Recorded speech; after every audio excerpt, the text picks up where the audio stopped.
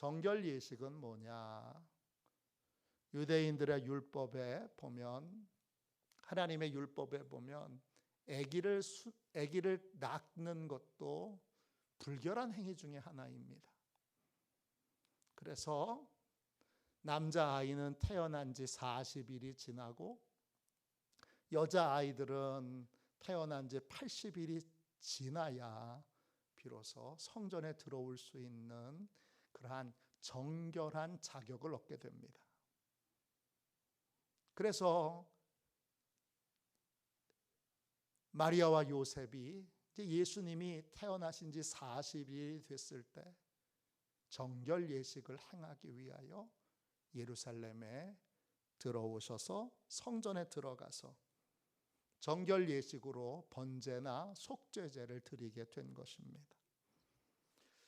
부자는 양 한 마리를 드리게 되고, 그리고 가난한 사람들은 비둘기를 드리게 되는데, 예수님의 아버지 어머니는 가난한 분이셔서 비둘기를 드리게 됩니다. 그 비둘기를 드리려고 성전에 와서 예식을 다 끝나고 났을 때 안나라고 하는 여자 선지자를 만나게 됩니다. 이 안나는 아셀 지파입니다. 아셀은 행복하다 이런 뜻이에요. 행복한 지파의 비누엘이라고 하는 분의 딸이 안나입니다. 비누엘은 성경에 여러분 브니엘이라고 나오잖아요. 그걸 브니엘을 헬라어로 바꾸면 파누엘이 됩니다. 그 파누엘의 바로 이 비누엘입니다. 하나님의 얼굴이라는 뜻이에요. 하나님의 얼굴이라는 이름을 가진 분의 딸이 안나예요. 나이가 84세예요. 우리 일여선교회와 비슷한 나이시죠. 84세인데 이분은 결혼하신 분이에요. 결혼 생활은 딱 7년 했어요. 그리고 남편이 죽어요. 자식 없이. 그리고 나서는 나머지 인생을 성전에 들어와서 하나님께 부르짖어 기도하고 성전의 여러 살림을 맡아서 봉사하는 삶을 살게 됩니다. 평생을 금식하고 기도하며 살아오신 거예요. 근데 그 금식 기도에 제목이 있죠. 자식이 없잖아요. 그러니까 자식을 위해서 기도한 것도 아니고 다른 어떤 걸 위해서 기도한 것이 아니고 오직 하나의 제목을 놓고 기도했어요. 뭐예요? 예루살렘의 속량을 위해서 기도했어요. 속량이라는 말이 헬라어로 루트시스스, 루트로시스예요. 죄송해요. 루트로시스. 뜻은 뭐냐 하면 몸값을 지불하다, 구원하다, 거룩해지다 이런 뜻이에요. 속량을, 예루살렘의 속량을 위해서 기도했다는 건 하나님이 구원하실 구원자를 보내주셔서 이 타락한 예루살렘을 정결하게 해주세요. 다시 예루살렘에 있는 성전이 하나님을 기쁘시게 하는 예배를 드리는 거룩한 땅이 되게 해주세요. 이걸 위하여 금식하며 기도하셨다는 거예요. 평생을 그 제목으로 기도하셨다는 거예요. 그리고 84세가 되어 이제 지금도 84세는 나이가 많으신데 예수님 시대에는 얼마나 84세가 큰 나이겠어요. 우리도 불과 40년 전에는 60만 돼도 나이가 많은 분이라 그랬어요. 지금이야 60 그러면 청년으로 생각하지만 40년 전에는 안 그랬어요. 근데 지금 84세의 이분이 비로소 뭘 경험한 거예요? 하나님의 응답을 경험한 거예요. 평생 기도했는데 속죄의 제물로 오신 예수님을 84세에 일하고 섬기는 성전에서 그 예수님을, 속죄 제물 되신 하나님이 속죄 제물로 보내신 예수님을 만나게 된 거예요. 평생의 기도 응답이 이루어지게 된 거예요. 저는 제1여선교회야말로 안나 여선지자들처럼 이제 자녀들 다 키웠습니다. 또 인생도 살 만큼 다 살았습니다. 이제야말로 정말 하나님이 기뻐하시는 제목을 위하여, 하나님이 기뻐하시는 일을 위하여 기도하실 때라고, 아주 순수하게 하나님이 기뻐하시는 일을 위하여 기도할 때라고 그렇게 믿습니다. 이 나라와 이 민족이 다시 거룩한 나라가 되도록 기도하는 사람, 교회가 거룩함을 회복하여 영적 권세를 회복하는 그러한 복된 교회가 되도록 아무 조건 없이 부르짖어 기도하는 사람, 거룩한 목회자가 세워지도록, 교회마다 거룩한 장로님들이 세워지도록, 거룩한 권사님들이, 집사님들이, 또 거룩한 청년들이, 거룩한 학생들이 세워지도록 이제는 조건 없이, 아무 이유 없이 오직 하나님이 기뻐하시는 기도를 드릴 수 있는 그러한 사람들이라고 믿습니다.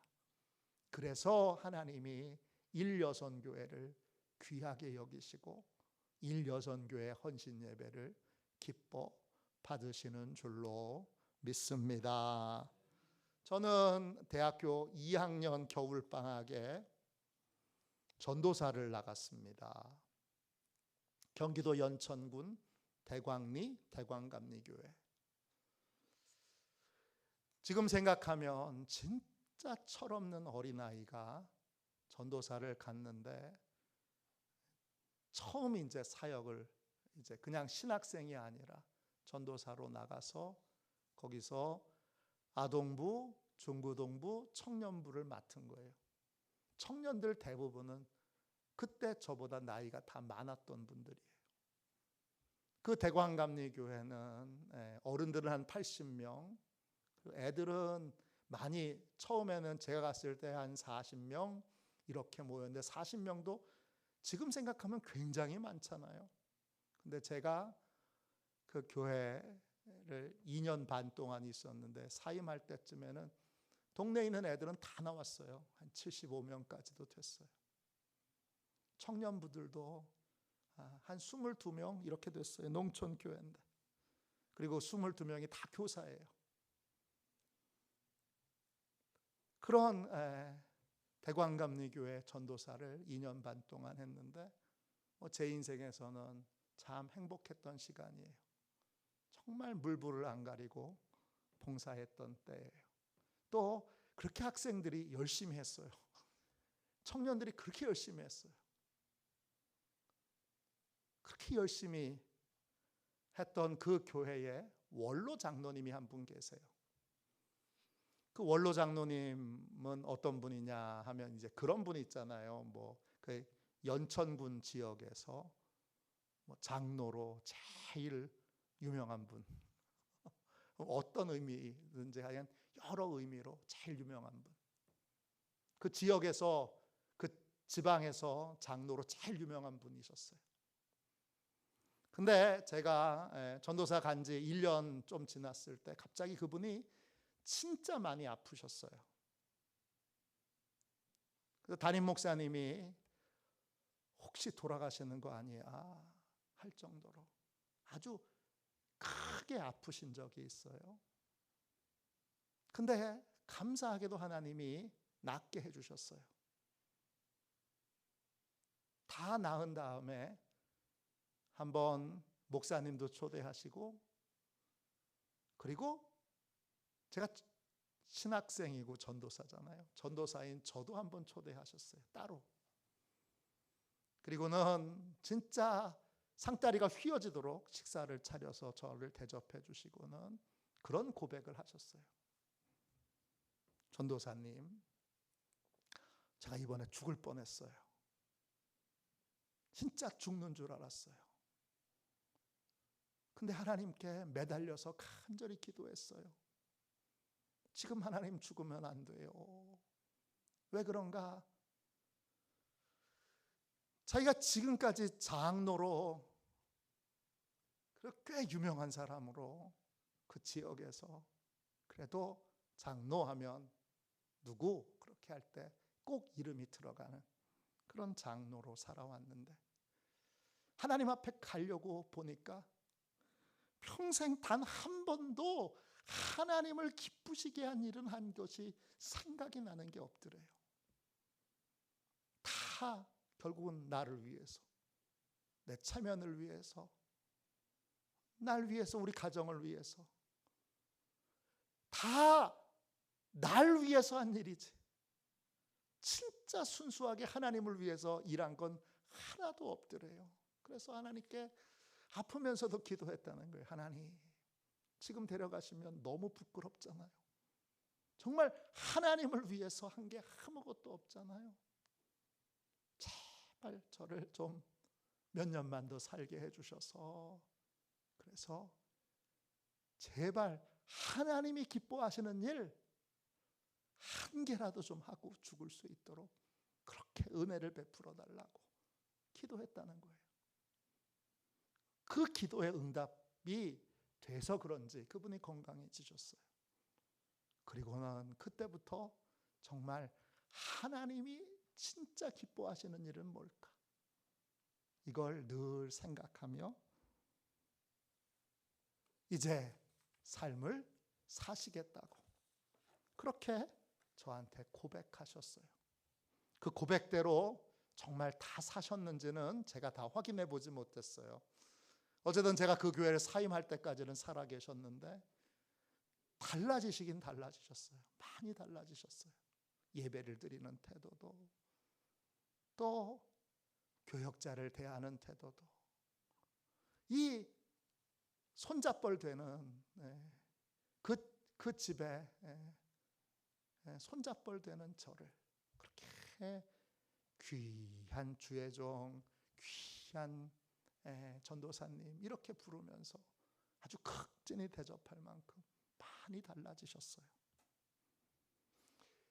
우리 인생에 중요한 계기가 필요해요.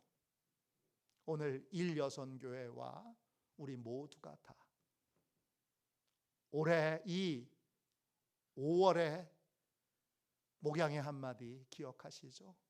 조건 없이 봉사하고 섬기고, 그리고 조건 없이 예배하고, 조건 없이 그렇게 하나님을 기쁘시게 하는 삶을 살자. 이것처럼 우리도 한번 분명한 계기로, 오늘 이 예배를 계기로 정말 하나님이 기뻐하시는 일에 더욱 힘쓰는, 특별히 하나님이 기뻐하시는 일을 위하여 기도하는 저와 여러분이 되시기를 주님의 이름으로 축원합니다. 존 오트버그 목사님이 쓰신 책 가운데 단순하게 믿어라 이런 제목의 책이 있어요. 아주 좋은 책인데 그 책에 정말 재밌는 간증이 나와요. 이 워싱턴의 이 백악관과 또 여러 그 정치인들을 대상으로 예배하고 또 선교하는 목사님이 계세요. 이름이 더그 코우라고 하는 목사님이에요. 그 목사님이 성경 공부를 인도하시는데 한 번은 그 성경 공부에 보험회사의 외판원인 밥이라고 하는 분이 참여하게 됐어요. 공부를 열심히 이제 성경 공부, 우리 1:1 제자 양육을 하게 되는데 그것처럼 성경 공부를 열심히 하는데 기도 항목을 공부하게 됐어요. 기도 항목을 공부하는데 이런 말씀이 나와요. 내 이름으로 아버지께 무엇을 구하든지 다 받게 하려 함이니라. 이 말씀이 나오니까 밥이 이 더그 코우 목사님한테 질문했어요. 이게 진짜 사실입니까?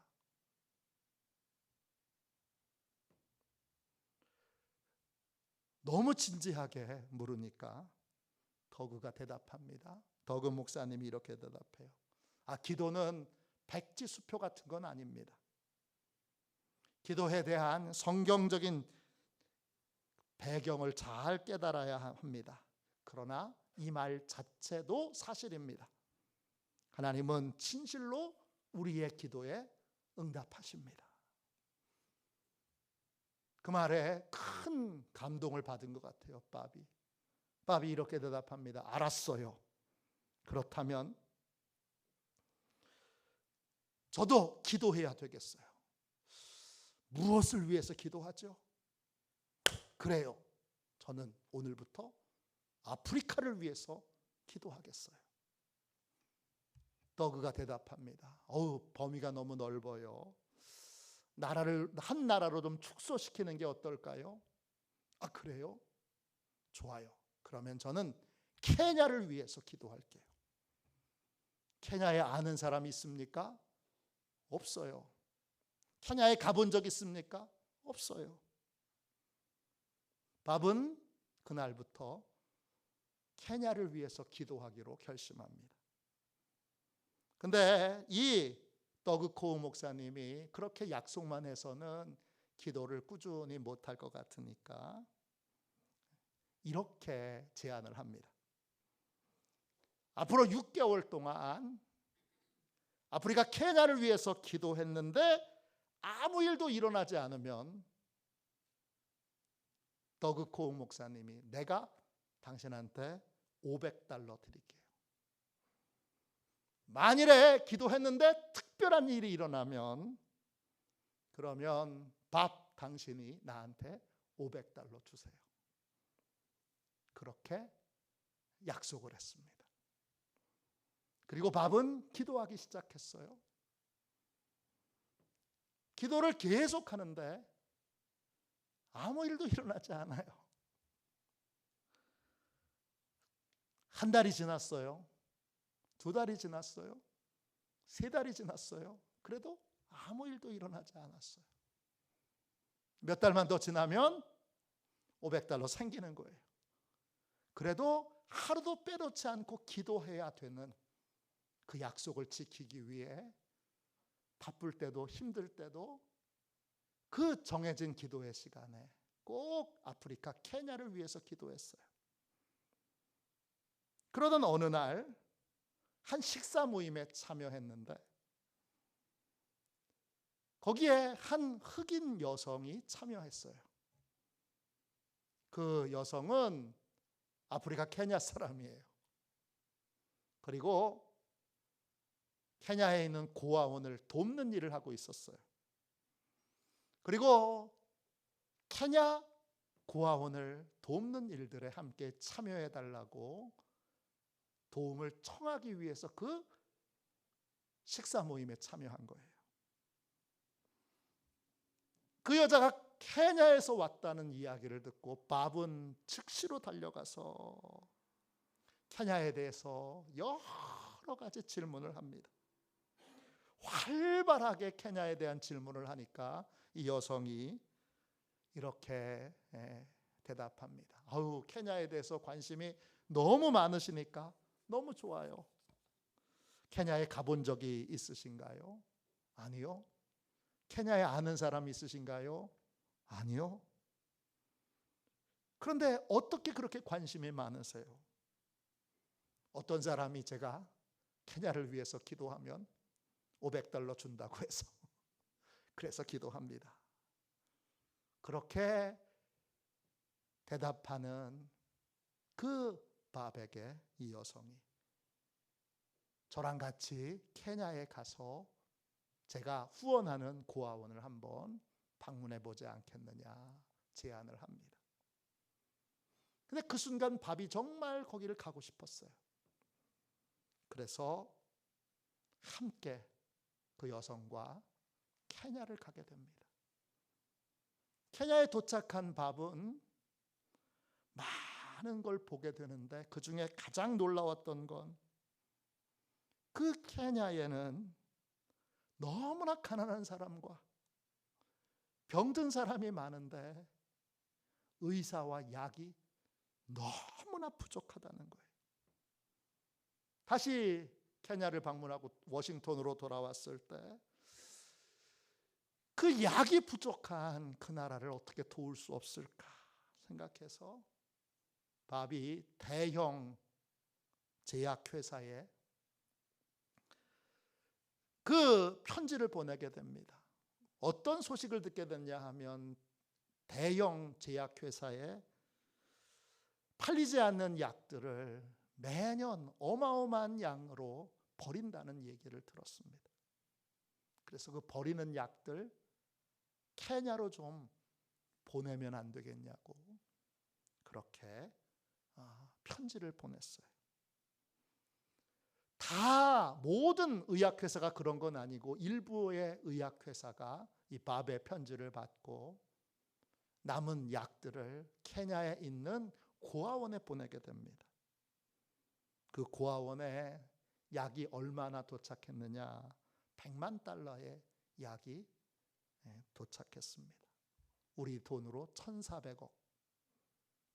그러니까 1,400억 어치의 약이 한 고아원에 도착하니까 이게 케냐 전체의 화제가 돼서 그 고아원으로 초대했던 여성이 다시 밥에게 전화를 걸었어요. 밥, 정말 놀라운 일을 하셨어요.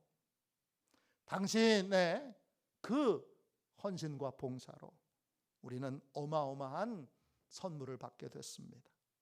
당신을 다시 한번 우리 고아원에 초대하고 싶습니다. 그래서 밥이 다시 케냐로 비행기를 타고 가게 됩니다. 그 고아원, 밥이 방문했던 고아원은 실상 케냐에서 가장 큰 고아원이었어요.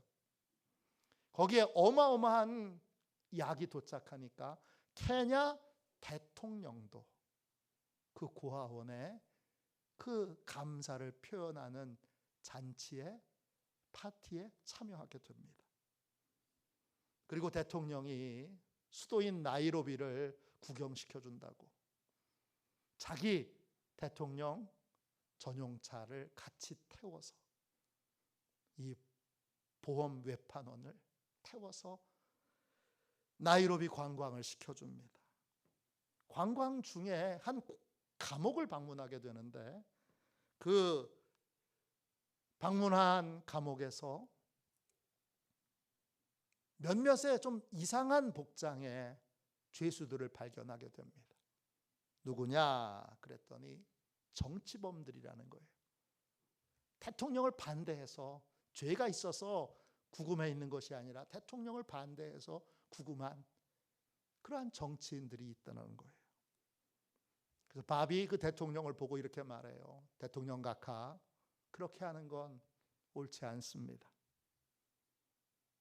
정치적으로 반대하는 사람을 반대한다는 이유로 감옥에 넣는 것은 옳지 않습니다. 풀어주셔야 합니다. 그리고 그냥 가볍게 그렇게 말을 하고 돌아왔어요. 그리고 이제 미국으로 다시 돌아왔는데 어느 날 국무성에서 전화가 왔어요. 당신이 밥입니까? 예, 제가 밥입니다. 최근에 케냐에 가신 적 있죠? 네. 대통령께 정치범에 대해서 말씀을 드린 적이 있나요? 네, 그렇습니다. 뭐라고 하셨나요? 그들을 풀어줘야 한다고 말했습니다.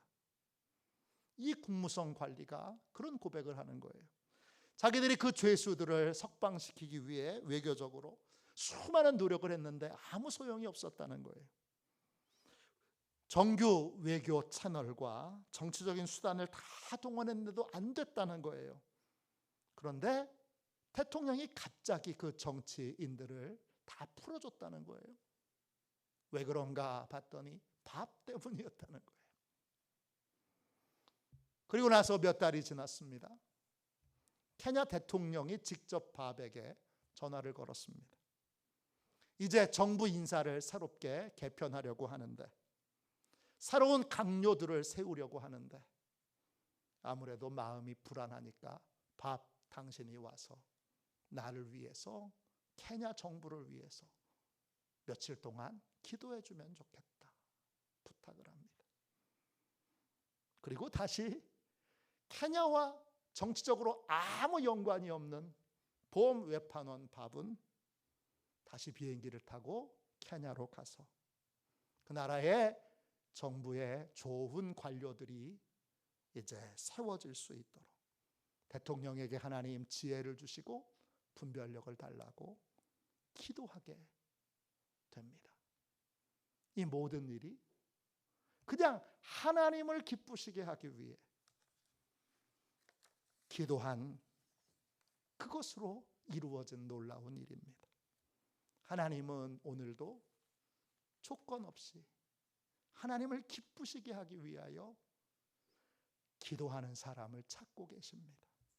오늘 안나와 같이 제1여선교회가 다 이렇게 지금부터 정말 하나님이 기뻐하시는 그러한 기도 제목으로 나라를 위해서, 교회를 위해서, 목사님을 위해서, 또 이 나라의 귀한 장로님, 권사님, 집사님들을 위해서, 청년들을 위해서, 학생들을 위해서 기도하게 되므로 이러한 멋지고 놀라운 일이 우리 교회 안에도 풍성하게 일어나게 되기를 주님의 이름으로 축원합니다.